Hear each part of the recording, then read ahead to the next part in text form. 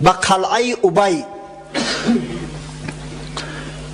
به قلعه ابی وقتی آمدن، در قلعه ابی هم پهلوانا و نامدارها بودند. من این چیز علت است که ما در پشت استحکام بجا بیستیم تا وقتی که مسلمان‌ها دروازه قلعه ما را کشایند، ما را موش بریم بکشند. یکی از همون قهرمان‌های من با دعوا بیرون برآمد که من یبارز، کیست که با من مبارزه کند؟ حضرت ابو دجانه قهرمان احد. ابو دجانه یادتون است؟ سیماک ابن خرشه رضی الله عنه، شخصی که پیغمبر صلی الله علیه و سلم وقتی که شمشیرش برداشت که این شمشیر من میگیرد تا اینکه حق این شمشیر را ادا کند، این مرد صالح آمد گفت یا رسول الله حقش چی است؟ گفت حقش این است که همون قدر در سر و دوش دشمن میزنیش که کجله شود. گفت نباشد این به من رسد. آن همین شخص نمو ابو دجانه است. یک سله سرخ در سرش بستگی، اشتلم کنان در بین دو صف میگشت. حضرت ابو دجانه به مقابلش برآمد، یهودی را به یک ضرب شمشیر هلاک کرد. حتی یهودی ها دیگر نتوانستند که دروازه قلعه را محکم کنند. لغت کرد، زد در اومد. مسلمانان هم از قفاش. به همین طریق قلعه ابی فتح گردید. به قلعه چهارم و در منطقه شیق یک قلعه دیگر مانده بود با نام نزار یا نزار، هر در روایت هست، هم به فتحه و هم به کسره. از بس که این قلعه هم در بالای کوه جایگیر بود، دیوالش از همه بلندترین بود از در خیبر. یهودی ها زن و فرزنداش را در همین قلعه پنهان کرده بودند. مسلمان ها آمدند، قلعه بسیار مستحکم بود. دیدن که بالای بامش برآمدن نمی شود، مشکل است. یهودی ها از پشت سنگر ایستادند. در قلعه صعب ابن معاذ مسلمان ها یک چند منجنیق یهودی ها را به دست آورده بودند. منجنیق میدونی؟ منجنیقش اگر دقیق‌تر بگیم پوشکه‌ای همون زمانهای قدیم. اون زمان پوشکه نبود، مخصوص اسباب تیار کرده بودن. سنگ های کلان یک تانه و دو تانه را میگذاشتن، بند بستگی بود، یک چند نفر همین بند که میبریدن با شدت وقتی که پایان میشید همون سنگ که میانداخت، سنگ با فاصله 50 متر 100 متر میرفت میزد. اساسا منجنیق برای ویران کردن استحکام ها استفاده میبردن. در جنگ ها دیده ای البته کینو در تماشا کرده کو، مخصوص غول چوب های کلام بود، تیل داده می رفتن در دیوار می زدن، دیوار را سوراخ می کردن. پیغمبر خدا صلی الله علیه و سلم فرمود منجنیق ها را گذارن. بار اول در تاریخ اسلام مسلمانان با منجنیق جنگ شروع کردند. در سنگ سیم الکی در دیواری قلعه نزار یا سوراخی پیدا شد و با ندای الله اکبر برای حق هجوم کردند، از همون سوراخی گذشتند. با یک شدت قلعه ضبط شد، از بس که فرزندای یهود بود، زنهای یهود بود، ناموس دارن و مردکارم. با جنگ خونریزی خیلی شدید عاقبت الامر قلعه نزار به دست مسلمان ها افتید. از جانب دیگر در این منطقه دیگر قلعه نبود، آخران قلعه یهود بود. بسیار یهودی ها مرگ بر تسلیم شدن و برگریختن ترجیح دادن، دیگه علاج که نداشتن تا آخر جنگیدن. اما خداوند ظفر به مسلمانان داد، از بس که به خاطر خدا می جنگیدن، از بس که یگان غرض دیگر نداشتن. هر کسی که نیتش خالص خدا باشد، خداوند هرگز او را خار و ذلیل نمی سازد، هرگز نمیگذارد که خار شود، هرگز با شکست مواجهش نمی کند. افسوس و صد افسوس که در آستینام و صد بت داریم، لا اله الا الله محمد رسول الله میگیم، در آستین در بغل هم و صدها بت داریم و ایلا خداوند هرگز خار و ذلیل مو نمی سازد.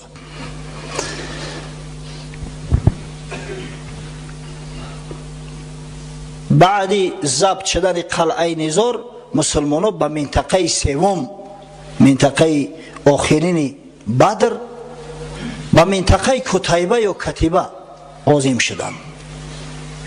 حضرت رسول الله صلی الله علیه و سلم فرمود تا که سه قلعه که در اونجا بود هر سه‌شو احاطه کنن: قلعه قموس، قلعه وتیح و قلعه سلالیم.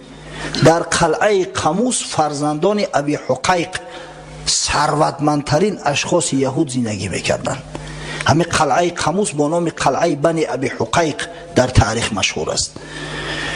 بعضی از مورخان از جمله ابن اسحاق روایت میکند که قلعه قموس با جنگ ضبط شد، یعنی بعد جنگ های دراز مدت. اما واقعی مورخ دیگر در مغازش آورده است که همین سه قلعه منطقه کتیبه به یگان جنگ خونریزی به دست آمدند. اگر قول اصح ابن قیم جوزیه در کتاب زاد المعاد بین همین قولها یک توافق یافته است، میگه ای است که در قلعه قموس در ابتدا جنگ شد، اما بعدا یهودی ها وقتی دیدن که مسلمان ها چی نوع از منجنیق خوب استفاده میبرن، طرف شاگرده که در حیرت کند استاد رو. در نیم جزیره عرب غیر یهودی ها کسی از منجنیق استفاده نمیبرد. یکی از سبب های آن که قبایل عرب جرأت نمیکردند که به خیبر هجوم کنند، اگر چنده که این منطقه بسیار منطقه ثروتمند بود، همین بود. تکنیکای جنگی یهودی ها بسیار ترقی کرده بود، سنگ بارانشون میکردن، با منجنیق میزدن. شما بیچاره عرب ها منجنیق هم نداشتن. اما خداوند وقتی که مسلمان ها را فیروز گرداند و منجنیق به دست گرفتن، با چنان استاکاری منجنیق استفاده بردن که یهودی ها حتی دیگر در دهشت غلطیدن. دیدن که منجنیق ها را درست کردن جانبشون و عادت مسلمان ها و تعلیمی که پیغمبر خدا صلی الله علیه و سلم به ایشان میداد دائم همین بود که همیشه قبل از جنگ دعوت میکردن دشمنا که بیایید مسلمان شوید، ای مردم از همین راه گمراهی و ضلالت برگردید، بیایید تسلیم شوید. وقتی 15 روز از محاصره گذشت، پیغمبر هم دیگه به خشم اومد، گفت وقت منجنیق‌ها را درست کردید. سلام ابن مشکم ابن ابی الحقیق سرور یهود، شیطان یهود، این ماری خزنده که تمام جزیره العرب بر ضد مسلمان ها همیشه میشوراند، از بالای قلعه قموس صدا کرد که یا محمد صلی الله علیه و سلم اجازه میدهی که من برای گفت شنید از قلعه پایان شوم؟ پیغمبر خدا صلی الله علیه و سلم گفت بیا مرحمت. سلام وقتی که پایین شد از قلعه، بر رسول خدا صلی الله علیه و سلم پیشنهاد صلح کرد. گفت ما یگان چیز طلب نداریم، تمام مال و اشیا همه غنیمت شما، زمین ها از شما، ما فقط همه یک لباسی که در بدن داریم به هم خارج میشویم. حضرت رسول الله علیه و سلم گفت من راضی هستم، همه عهدنامه ما تا زمان است که شما خیانت نکنید، اما اگر خیانتی به خدا و به پیغمبر کردید در اون صورت عهدنامه در حق تو جاری نمیگردد. سلام هم قبول کرد، گفت بله. سه قلعه بعد همون 15 روز محاصره تسلیم شدند: قلعه قموس، وتیح و سلالیم. در گرفتن این سه قلعه مسلمان ها الحمدلله یگان شخص از دست ندادن. اما یهود است توخی خزینه و دفینه بنی نظیر پنهان کردن. حیی ابن اخطب سروری قبیله بنی نظیر، اما شخصی که وقتی که بنی قریظه اسیر رفتیدن، پیغمبر صلی الله علیه و سلم امر کرد سرش از بدنش جدا کنند. سردار قبیله بنی نظیر بود. با فکرم شما یاد دارید ما در این مسئله مفصل صحبت کرده بودیم. حیی ابن اخطب وقتی که از قبیله بنی نظیر ترک مدینه کردند به خیبر آمد، در دو خلطه چرمی جواهرات داشت. تصور کنید جواهرات بریلیانت، عقیق، زمرد، فیروزه، سنگ های قیمتباهایی که از طلا قیمت‌ترند. در همین دو خلطه چرمی جواهرات داشت. همه ایرا می‌دانستند، یهودی ها را می‌دانستند، مسلمان ها را می‌دانستند. حویه ابن اخطب در جنگ بنی قریظه کشته شده بود، اما جواهراتش همش در همین قلعه قموس بودن. خزیندار قلعه پسر دوم ابی حقیق کنانه هست. کنانه و سلام هر دوش فرزندان ابی حقیق میگن، اما من تحقیق کردم، بسیار نگاه کردم. نام سلام، نام پدر سلام مشکم بوده، سلام ابن مشکم. نام پدر کنانه، کنانه ابن ربیع، پدرش ربیع نام داشته است. پس چرا اینا را فرزندای ابی حقیق میگن؟ شاید ابوالحقیق باباشون باشد، یعنی بابای کلونشو که همه ابوالحقیق است، فرزندای ابوالحقیق به هر دوش گفته می شود. به هر وجه هر دو سروران و رهبران یهود بودن. اینها همون جواهراتی را که از حویه ابن اخطب از یهودی ها باقی مانده با جواهرات بنی نظیر و قریظه، اون جواهرات پنهان کرده بودن. یک یهودی با اومد فروخت شد که گفت همین جواهرات پنهان کردیان. پیغمبر صلی الله علیه و سلم کنانه را صدا کرد، گفت یا کنانه آیا همه چیزهایی که داشته برآورده؟ گفت بله. گفت فریب نمیکنی؟ گفت نه. گفت اگر ما بودا یگان چیزی را پنهان کرده باشی خونت هدر میشه و تو اینا میدونی؟ گفت من قبول دارم. یهود جواهرات از جانش بیشتر دوست می‌دارد.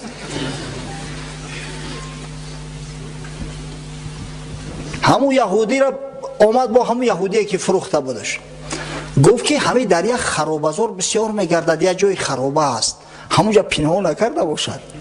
حضرت صلی الله علیه و سلم امر کرد خرابازار را کفتند، یک خلطش یافتند، یک خلطه همون جواهرات.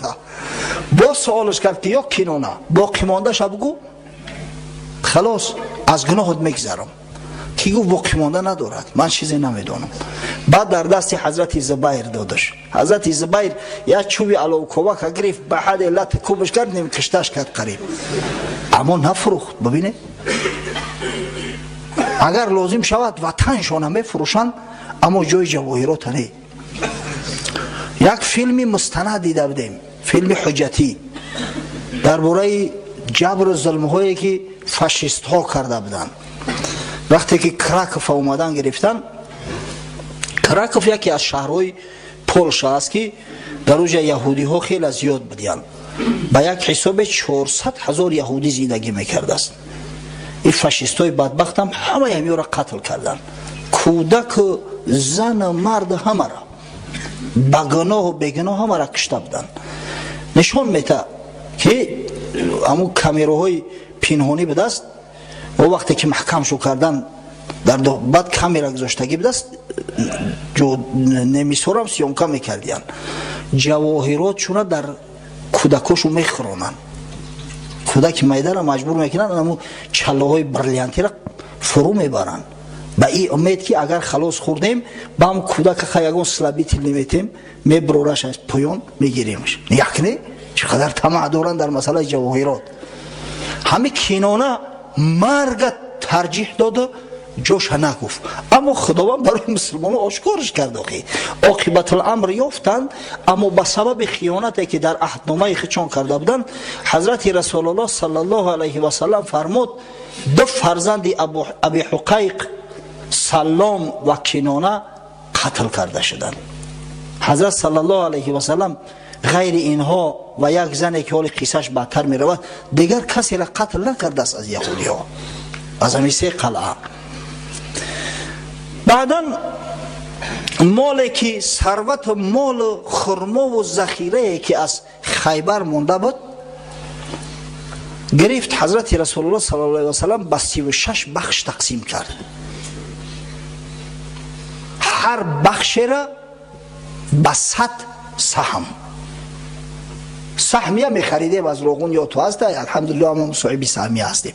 با 100 سهم جمع الجمع 3600 سهم شد خیبر. حتی درختای خرما، باغ‌ها همه را تقسیم کرد حضرت صلی الله علیه و سلم.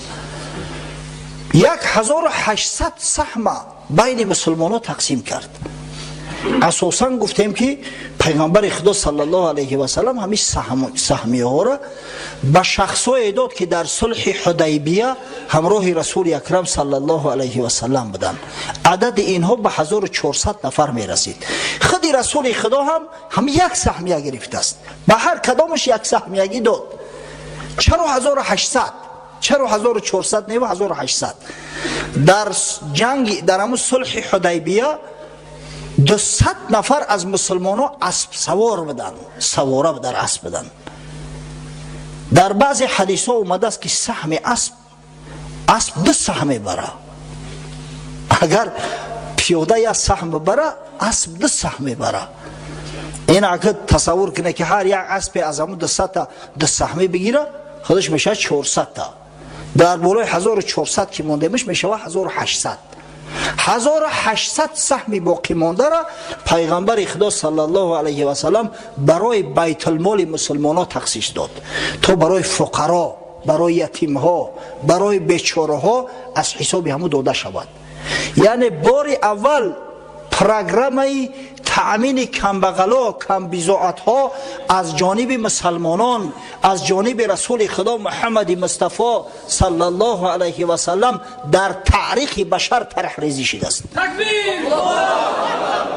تاریخ هم ببینه این خیلی چیز تاریخ یاد ندارد. نیمی خیبر پیغمبر صلی الله علیه و سلم از برای فقرا و از برای کمبغلا و از برای قشاقای امت اسلامی تخصیص داد. خودش نمیخورد. کسایی که نصاب زکات داشتن اونا حقی گرفتن این مولا نداشتن. حتی در روایات صحیحه از جمله در صحیح بخاری آمده است بار حسن رضی الله عنه فرزند پیغمبر صلی الله علیه و سلم نبیرش از همون خرمایی که از خیبر آورده بودن برای بیت المال یک خرماچه‌ش گرفت در دهنش انداخت. کودک خوخی حضرت صلی الله علیه و سلم انگوش در دهن همون کودک داخت. اگه تصور کنی ای دهن کودک گرفتن خرما چقدر مشکله.